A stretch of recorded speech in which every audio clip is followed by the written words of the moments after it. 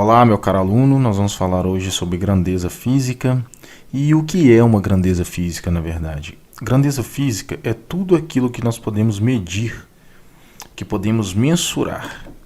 O que não é uma grandeza física, por exemplo? Bom, o João ele é apaixonado pela Aninha na escola lá. Beleza. Dá para mensurar a quantidade de sentimento que João sente por Aninha? Não, não dá. Você que está aí do outro lado da tela aí, você acordou hoje com preguiça de estudar, né? Dá para mensurar a sua preguiça de estudar? Não.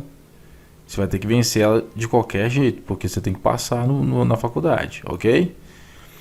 Então, pensa comigo, a grandeza física é tudo aquilo que podemos mensurar, beleza? E a grandeza, ela possui uma separação, né? Vamos fazer essa separação aqui agora. Grandeza escalar.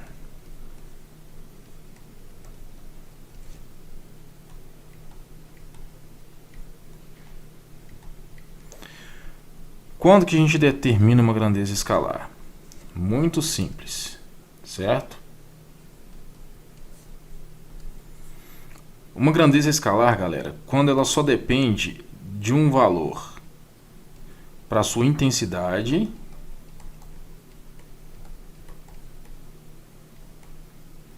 acompanhado de sua unidade de medida.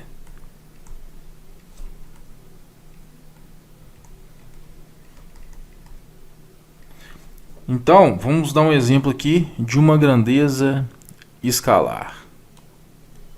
10 é uma intensidade,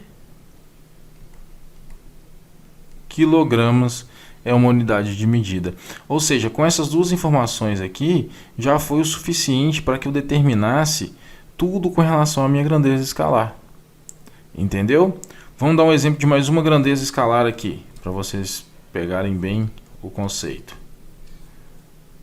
Hoje está fazendo calor, logo está fazendo 36 graus Celsius.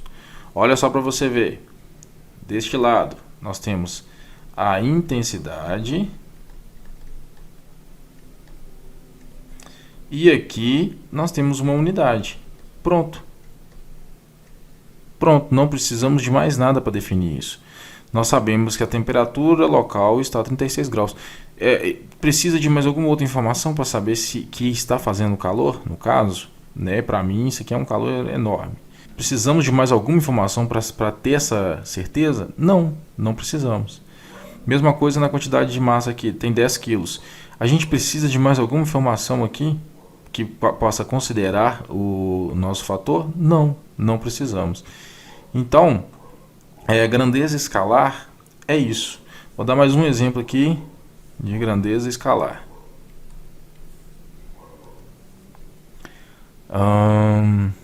10 horas. Aqui está a nossa intensidade e aqui está a nossa unidade. Certo? Sem mais delongas, sem mais problemas, aqui estão todas as nossas relações que a gente precisa com relação à grandeza escalar. Ok? Agora vamos analisar outro tipo de grandeza que nós temos.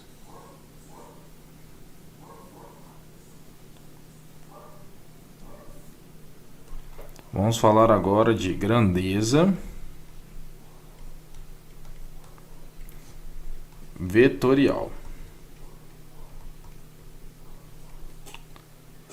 Esse tipo de grandeza, ela precisa das seguintes determinações para podermos distingui-la.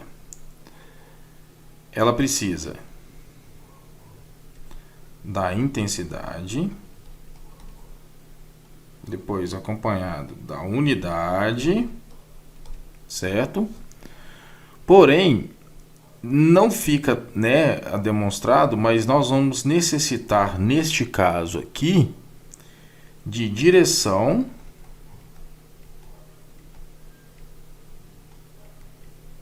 mais sentido. Então, para definir uma grandeza vetorial, né, essa palavra aqui vem de vetor. E nós vamos ver numa aula mais para frente o que realmente significa um vetor. Mas daqui você já vai começar a ter uma ideia do que é um vetor. E uma grandeza vetorial ela precisa dessas três informações, né? A intensidade com a unidade, a direção mais o sentido dessa força. Vamos analisar quais são as grandezas vetoriais que nós temos. Por exemplo, eu estou a 100 km por hora.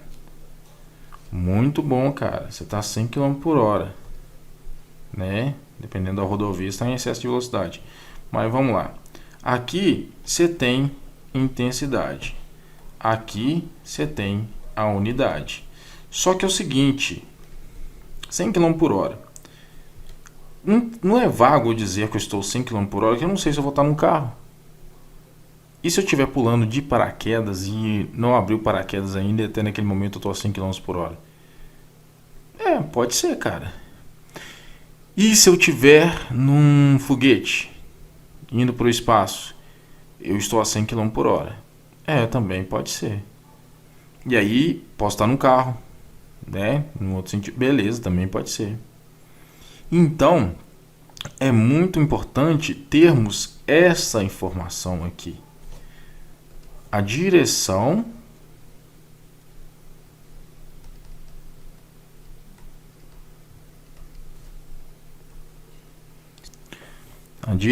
se você está na horizontal ou na vertical. Se a gente estiver num carro a 100 km por hora, nós já sabemos que nós estamos nesse momento na horizontal. Mas se eu estiver pulando de paraquedas, eu sei que eu vou estar na vertical a 100 km por hora. Mas aí, aqui ainda está vago, porque horizontal pode ser para os dois lados e vertical também pode ser para os dois lados. Então eu preciso de um sentido para essa minha grandeza. E o sentido, quando se trata de horizontal, vamos colocar assim, ele pode ser esquerda ou direita. E o vertical pode ser para cima ou para baixo. Entendeu por que é interessante? A grandeza vetorial, ela nos pede essas três informações. Então nós temos que ter a intensidade aqui junto com a unidade, a direção e o sentido. Senão ela não consegue ser totalmente definida. Ficou muito vago eu dizer que eu estava a 100 km por hora, porque eu não sei se eu estava na horizontal, da esquerda para a direita, ou na vertical, de cima para baixo. Entendeu? Exemplos de grandeza vetorial. Aqui nós já demos um, que é a velocidade, certo? Bacana. Aí nós temos outra situação aqui, que pode ser também a aceleração. E quando se trata de uma grandeza vetorial, você vai ver que alguns estão até acompanhados de uma setinha para poder simbolizar algum tipo de situação, né, falando que é uma grandeza vetorial, né? A aceleração é uma. Eu estou a 10 metros por segundo ao quadrado. É uma aceleração. Só que eu tenho que saber se isso aqui está sendo usado como aceleração da gravidade, que aí eu sei que é na direção vertical de cima para baixo. Beleza. Mas se for outra coisa? E se eu tiver num canhão sendo funcionado para cima? Então vai falar comigo que eu estou na aceleração de baixo para cima, direção vertical. Mas e se eu estiver acelerando meu carro? Então eu estou na direção horizontal, sentido, vamos colocar aqui a da esquerda para a direita. Beleza? Bom, basicamente é isso com relação a grandezas, né? E agora a gente vai entender um pouco mais sobre essas situações aqui, pegando o que significa realmente a unidade. a unidade ficou meio vago, né? A gente começou falando aqui de grandezas físicas, então a unidade ficou um pouco vago. Vamos entender o que a unidade significa realmente nesse fator.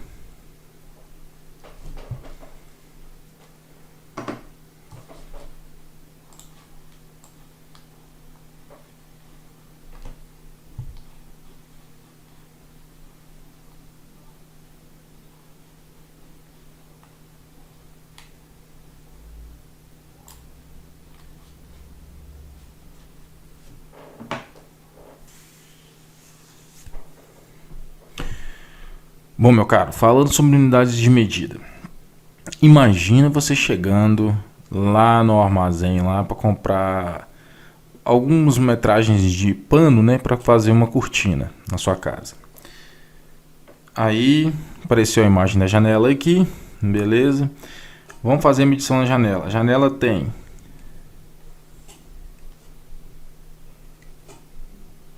por aqui 3 metros e aqui ela tem 1,5, vamos colocar assim. Bom, aí pensa comigo, você chegou lá para fazer a compra do pano para cortina, correto? E aí chegou pro cara lá da venda, o vendedor, e falou com ele assim: eu preciso de pano para cortina. Lógico que você vai pedir um pouquinho a mais daqui e um pouquinho a mais daqui para cobrir toda a dimensão da janela. Só que aí você vira pro cara e fala assim: eu quero, né, de metros aí do pano aí, de altura, eu quero 1,7 e de comprimento eu quero 3,2. É exatamente essa cara que o vendedor vai fazer para você. Por quê? O cara pode estar habituado a trabalhar com todos os tipos de unidades de medidas falando com relação ao comprimento. Então, a unidade de medida, ela essencialmente, ela veio para completar tudo aquilo que a gente precisa dar de informações a respeito de grandezas. Por exemplo, você vai chegar para o cara e vai falar: eu quero 1,7 metros por 3,2 metros de pano. Porque se esse cara não tiver habituado com relação àquilo que ele vai comprar, essa informação estando vaga, o cara pode deduzir que esse 1,7 aqui pode ser centímetros e 3,2 centímetros. E nós vamos entender, né, tratando-se de comprimento, que isso, para isso, tem uma diferença enorme, né? Tem uma diferença muito grande. Então, a unidade de medida, ela necessariamente te força a ter uma determinação mais detalhada daquilo que você está dizendo. E, consequentemente, ela te ajuda a delimitar a sua necessidade. Eu preciso de 1,7 metros por 3,2 metros. Bacana? Perfeito. Então, nós vamos começar falando, né, com relação à unidade de medida, de uma unidade. Vou apagar aqui. Chamada tempo.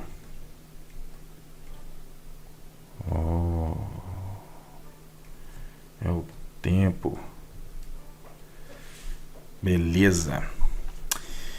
Bom, lá no passado remoto lá, as unidades de tempo que a gente tinha naquela época, elas eram determinadas a partir de outro tipo de observações, sabe? Os caras olhavam para as estrelas lá, né? E falavam assim: pô, acho que amanhã vai fazer frio. Ou daqui a pouco vai amanhecer. E aí começavam as estações do ano, eles começaram a determinar algumas bases das estações do ano e começaram a separar. Ó, agora vai chegar a época de frio, frio vai durar tanto tempo. Na hora que aquela estrela estiver mais ou menos posicionada aqui, a gente sabe que vai começar o outono, aquela coisa toda, e aí, beleza, entendeu? Eles tinham esse tipo de determinações, até eles começavam a fazer esses acompanhamentos de tempo para saber quanto que os animais faziam migrações para poder ir à caça. Entendeu? Eles olhavam lá, faziam os baseados no tempo e falavam assim: gente, ó, galera, a boizada vai passar agora. Tá na hora da gente preparar aí para caçar, senão não vai ter churrasco. É assim que eles reagiam na época, né? E então, ao passar dos anos, Eles inventaram até o reloginho de sol. Apareceu uma imagem para você ver o que é um reloginho de sol. E o reloginho de sol, ele acompanhava a luz do sol durante o dia, fazendo uma trajetória, né? Como você está vendo aí. E é o seguinte, só funcionava durante o dia. Boa, né? Bacana. Acabou o sol, acabou o relógio. Então, complicado. Aí, cara, foi lá no século XIII, eles conseguiram fazer a invenção do relógio mecânico. E os babilônios, né, eles começaram a fazer uma separação de tempo. Ou seja, eles definiram a hora. Porque eles conseguiram fazer uma divisão do dia perfeita. Bacana? Aí, 1 hora, eles conseguiram definir, fazendo divisões, né, de 60, que eles adoravam isso, cara. Tudo eles dividiam por 60. Chegava lá, tal, ia casar, dividia até a esposa por 60, porque os caras eles eram fascinados em dividir os tempos por 60. Na época era isso. Então, 1 hora, 60 minutos. E bacana, eles conseguiram fazer umas determinações, né? 1 minuto,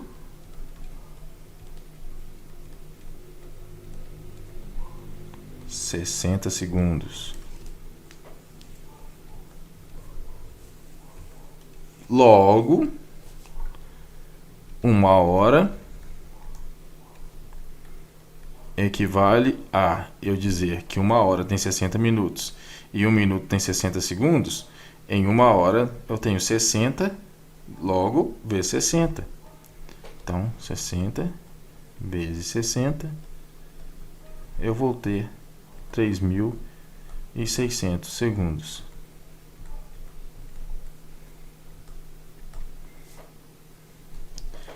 Certo?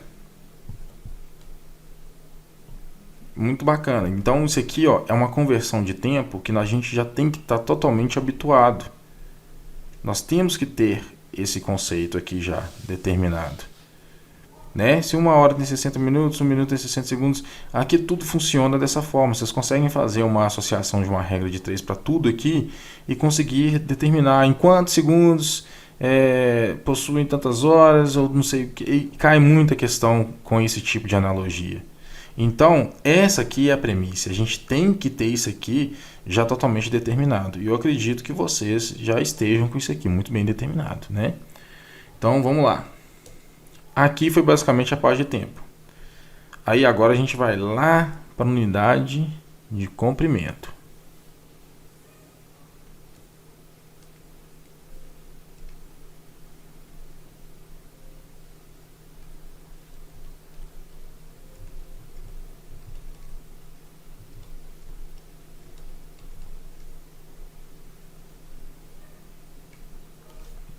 Beleza? Então vamos lá. Ó, antigamente como é que eles faziam? Tudo era molde do corpo humano. Tudo para medir o comprimento. Lá no Egito, lá os caras usavam os cúbitos, falando que era do cotovelo até a ponta do dedo médio do faraó lá. Beleza. E aí cada um usava de um certo modo. O outro lá nas realezas lá europeias utilizavam os braços, os comprimentos dos braços para poder ter uma definição de medida, né? Ou o tamanho do polegar. Então, por exemplo, se o rei era mais gordinho, o polegar do cara era diferente do plebeuzinho lá mais magrinho que tentava colocar, era diferente, mas era o polegar do rei que valia, né? Pés para definir a altura. O tamanho do pé do cara definia uma base da altura para ele poder ter, sabe, 2.500 pés. Imaginava o tanto de pé do cara lá subir para formar aquela base de altura. E por aí foi. Só que agora pensa comigo, né? Um rei na época lá era o Ibrahimovic. Não sei se todo mundo gosta de futebol, mas estou dando um exemplo aí, é um jogador muito grande, né? Jogador de altura, alta estatura. Um rei era o Ibrahimovic. Beleza. Ibrahimovic foi lá e definiu que, né, o comprimento na época do seu reinado era o tamanho do seu braço. Perfeito. Tá aí na imagem aí. Nós estamos tendo uma associação aí, Ibrahimovic, o tamanho do braço. Só que aí, acabou-se o reinado do Ibrahimovic. Chegou outro rei. E esse outro rei é o Soteldo, jogador do Santos lá. O cara é pequeno. O cara é pequenininho. O cara parece uma criança correndo dentro do campo. E o tamanho do bracinho do Soteldo é diferente do tamanho do braço do rei anterior, que era o Ibrahimovic. Então pensa comigo numa coisa. Era válido esse tipo de comparação de unidade de comprimento na época? Porque pensa comigo, sai Ibrahimovic, entra Soteldo, os caras vão ter que fazer toda aquela mudança de parâmetro lá, por quê? Porque o bracinho do Soteldo é diferente do braço do Ibrahimovic. Vocês entenderam? Então não era praticável, não era uma coisa que ficava bacana. Aí o que eles fizeram? Aí foram lá na França, em 1792, e definiu, né, os franceses aqui, ó, vou colocar a França, lá eles definiram o seguinte: o metro vai ser uma fração do arco do meridiano que cruzava Paris, ligando Barcelona a Dunkerque. Essa cara que apareceu aí foi a mesma cara que eu fiz quando eu aprendi isso aí, tá? Aí, ou seja, equivale a dizer que isso é 1 sobre 10.000 de 9,5 graus.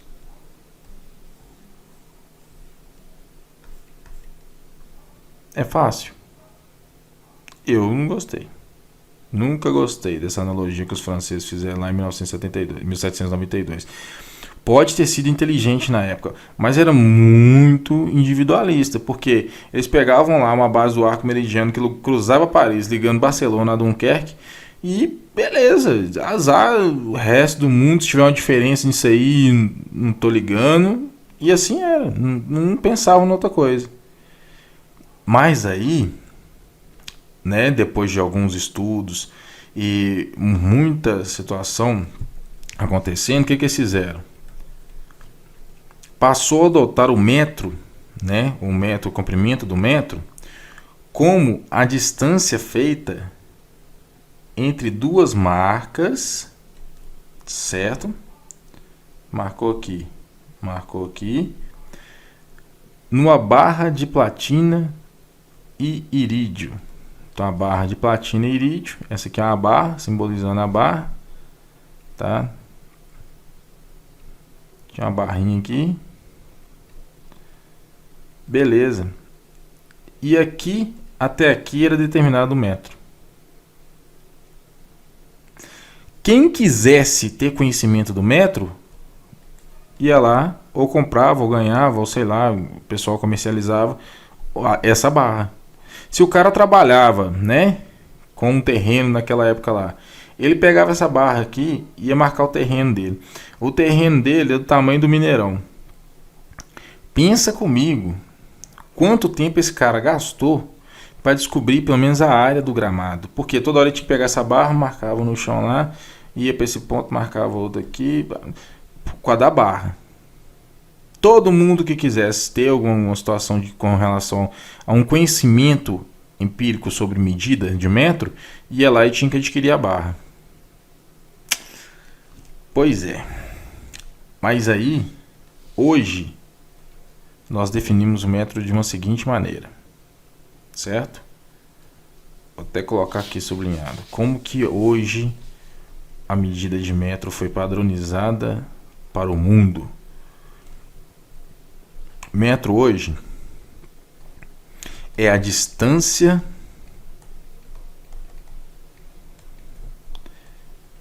percorrida pela luz no vácuo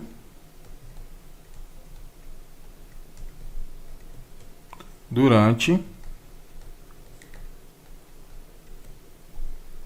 1 segundo, que equivale a dizer que é 1 sobre 2, 9, 9, 7, 9, 2, 4, 5, 8.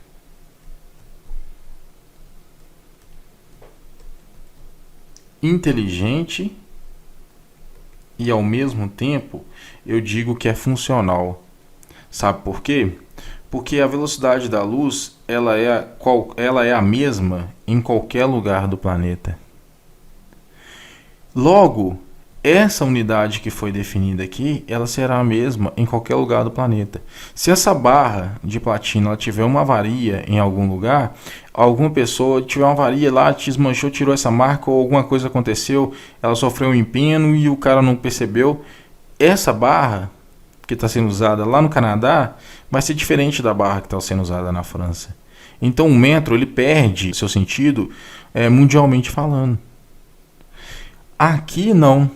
A luz ela tem a mesma velocidade em qualquer ponto.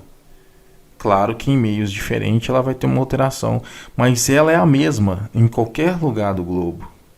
Se a gente tiver um vácuo lá na Irlanda e um vácuo lá no Japão e fazer uma medição da luz, ela vai estar o mesmo resultado, porque a velocidade dela é a mesma no vácuo. Certo? Então isso aqui para mim foi muito inteligente, né? Foi muito bacana. E aí, agora nós vamos trabalhar o método de conversão do comprimento, porque aí definiu-se o metro, né? Dessa informação que a gente teve aqui agora. Então vamos até marcar ele aqui centralizado aqui, ó. Definiu-se o metro, né? Nós já aprendemos notação científica e aprendemos potência de 10. Aí um cara chamado Napoleão Bonaparte, lá no século XIX, né, ele introduziu essa situação com relação ao sistema métrico decimal, né, para começar a trabalhar com a conversão de medidas métricas. Tanto que o Brasil foi um dos signatários com relação a esse tipo de situação, certo? Então vamos lá. Aqui eu tenho o metro. Aqui eu tenho uma outra unidade chamada decâmetro, certo? Aqui eu tenho uma outra unidade chamada hectômetro. E aqui eu tenho uma unidade muito conhecida por nós chamada quilômetro, certo? Aqui eu tenho uma outra unidade chamada decímetro. Do lado de cá eu teria uma outra unidade chamada centímetro. E aqui eu tenho uma outra chamada milímetro.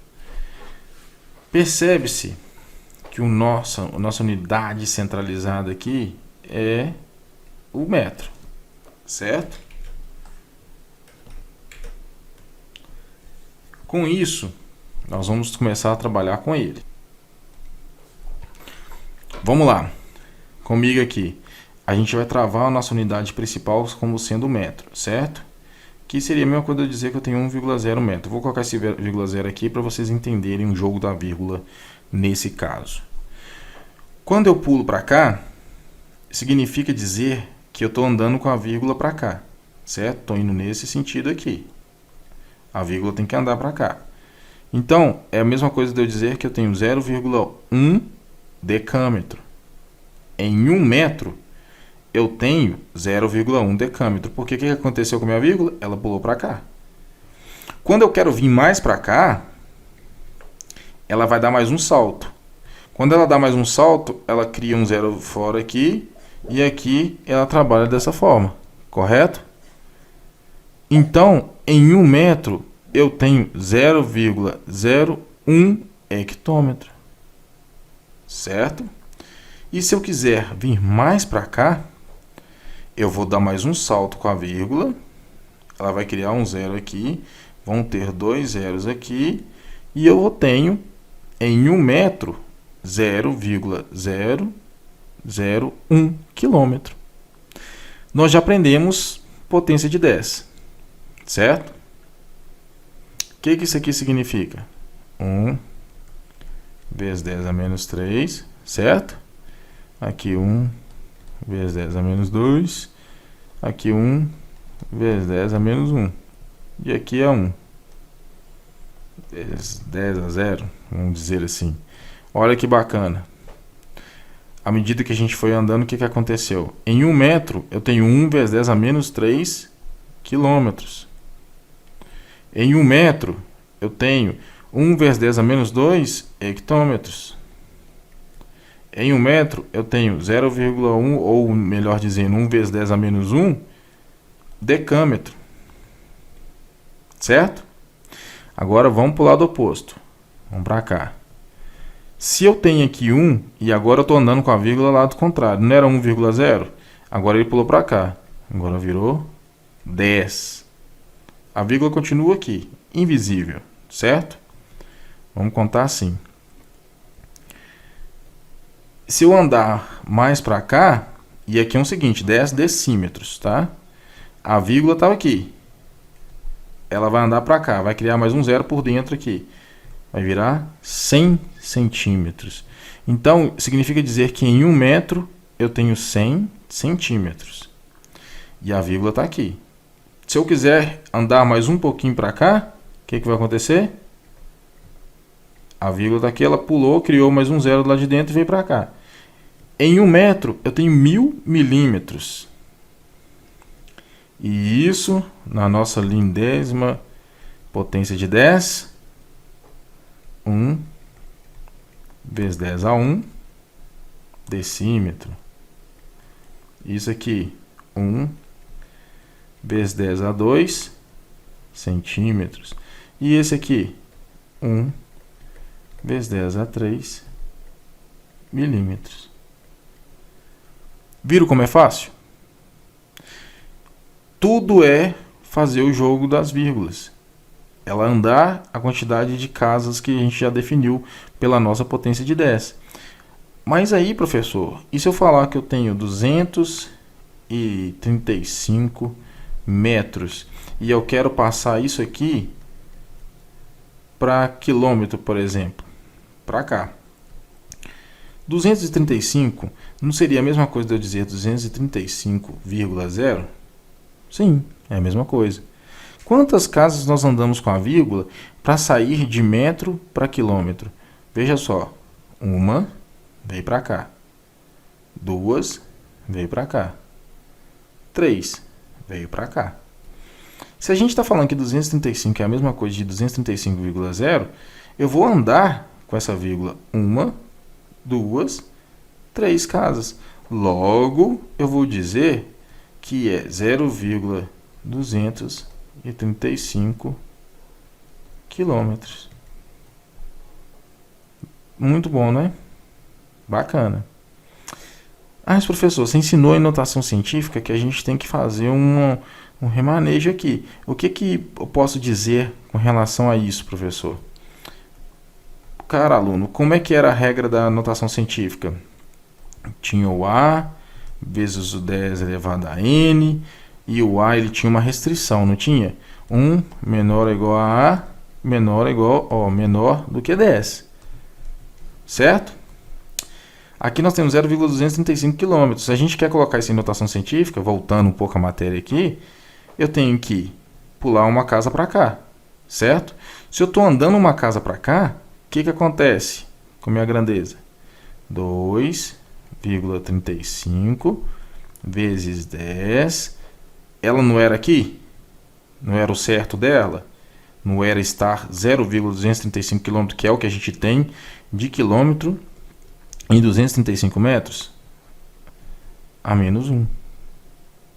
Porque o certo, o valor real é este aqui.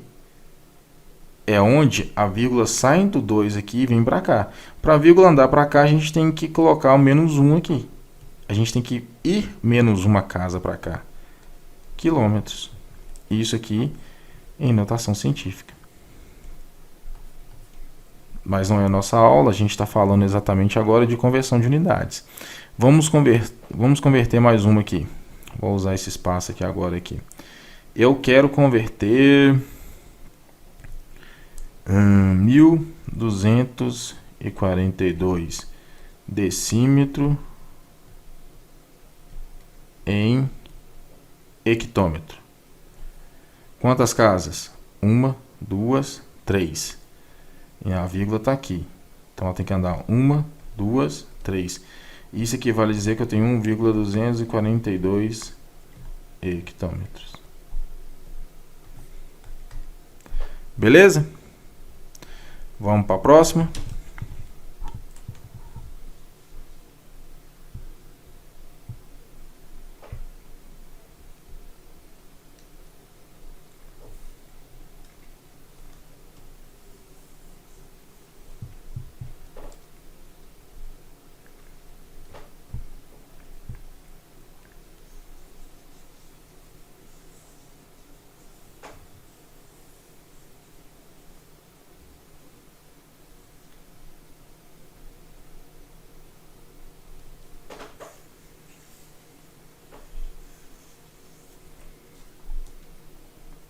Aí nós vamos falar da unidade de massa.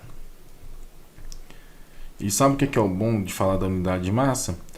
É que ela tem basicamente a mesma situação da unidade de comprimento. A gente vai ter aqui grama, certo?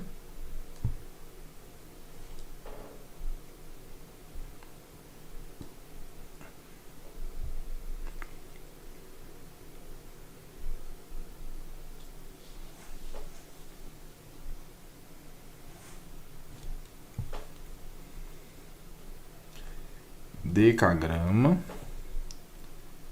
hectograma, quilograma. Aí nós vamos vir para cá, nós vamos ter decigrama, centigrama e miligrama, que muita gente conhece o miligrama, certo?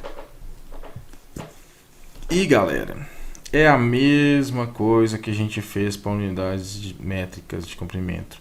Se eu tenho 1,0 gramas aqui, eu vou ter, andando a vírgula para cá, 0,1 decagrama. Se eu quero o hectograma, vamos pular mais um aqui, 0,01 hectograma. Se eu quiser quilograma, eu vou pular mais um aqui, 0,001 quilograma. No sentido oposto, eu vou ter 10 decigramas, né? Porque a vírgula pulou para cá. Agora a vírgula está aqui. Andou mais uma, ela criou mais um zero por dentro. 100 centigramas. E a vírgula está aqui. Andou mais uma, eu vou ter 1000 miligramas. Bacana? Mesmo conceito que a gente utilizou para falar das unidades de comprimento, a gente vai trabalhar as unidades de massa. Certo? Bom, se alguém ficou com alguma dúvida com relação a grandezas e unidade de medida, pode me chamar nos comentários aqui, que eu estarei solucionando as dúvidas, né? Assim que possível. Beleza? Até a próxima aula, galera!